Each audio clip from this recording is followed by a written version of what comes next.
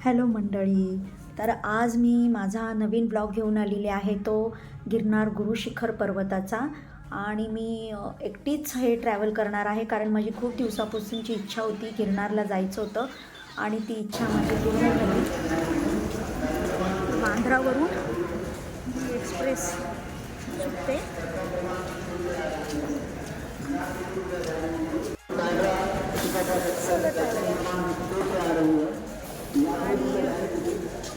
गिरनारलाही 4:40ला पोचणार आहे. आणि माझा एकटीचा प्रवास सुरू झाला. ट्रेनमध्ये बसल्याबरोबर माझ्या समोरच्या सीटवर अख्ख्या बघायला गेलं तर पूर्ण बोगीमध्ये संपूर्ण गिरनारला जाणारेच सगळे भाविक भक्त होते. आणि मग मी पहाटे पोचली. आता फ्रेश होऊन मी निघाली आहे रोपवेकडे. तर रोपवे चालू आहे का बघूयात. चालू तर होते म्हणतात 6:30ला, बघूयात. आणि रोपवे चालू होता तर मी लाईनमध्ये उभी राहिले. आतमध्ये आल्यावर आमची चेकिंग वगैरे झाली तिथे आणि त्यानंतर तिकीट काउंटरला गेले. तिकीट काउंटरला गेल्यानंतर असं कळलं की फक्त खालून वर जाण्यासाठीच तिकीट आहे, कारण कधी कधी वेदर खराब असला तर तुम्ही खाली येऊ शकत नाही आहे, तुम्ही पायऱ्यांनी खाली उतरून यायचं आहे. त्यामुळे त्यांनी फक्त आमचं सिंगलचंच तिकीट घेतलं, जे खालून वर जाण्यासाठीचं होतं, 400 रुपये. जर वेदर चांगला असेल तर वरून तुम्ही दुसरी तिकीट वरून खाली येण्यासाठी 300 रुपयेमध्ये घेऊ शकता.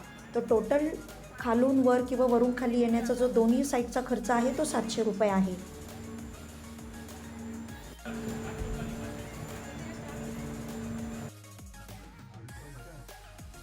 वेदर खूप छान होतं, जास्त वारा वगैरे नव्हता आणि पाऊसही नव्हता, फक्त धुकं होतं. त्यामुळे आमचं रोपवे जे होतं ते 15 मिनिटातच वरती जाऊन पोचलो.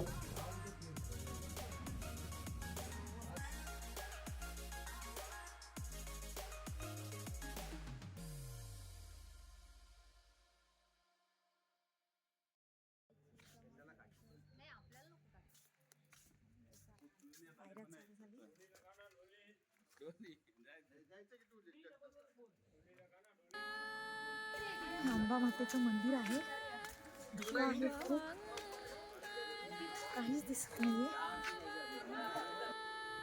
जसजशी पुढे गेली तशी क्षणभर थांबले आणि निसर्गाच्या सानिध्यात गेली मी. मनातील गोंगाट कुठेतरी पूर्ण हरवून गेला. पानांची सळसळ, वाऱ्याची थंडगार झुळूक आणि मनाला लाभलेली अमोल शांती प्रसन्न करून गेली अगदी. जसजशी पुढे जात एक एक पाऊल टाकत होते, तसतसं प्रत्येक श्वास ऊर्जेने भरलेला आहे असा वाटत होता. अनेक पायऱ्या चढून जसजशी वर जात होते, गुरुशिखराच्या शिखरावर पोहोचत होते, तसं मनाला आकाशा एवढं समाधान लाभत होते.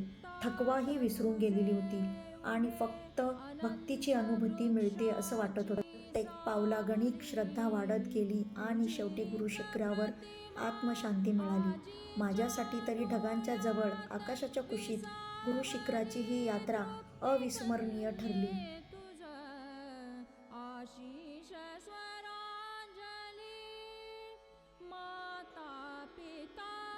सफल नयनांनी मूर्त तुझी साकारली.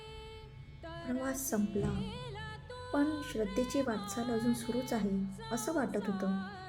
गुरुशिखराच्या चरणी मिळालेलं समाधान मनात माझ्या कायम कोरलं गेलं. तर माझा हा प्रवास मी काही मिनिटांचा जो व्हिडिओ बनवला आहे त्याच्यात मी तुमच्याशी शेअर केला आहे. आवडला असेल तर नक्की लाईक करा, कमेंट करा आणि सबस्क्राईब करा. धन्यवाद.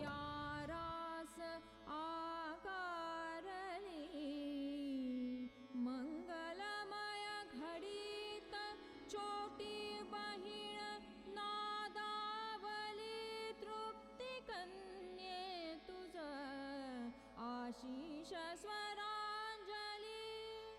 श्वशूर अवनींद्र सासु पद्माधीर भुवन.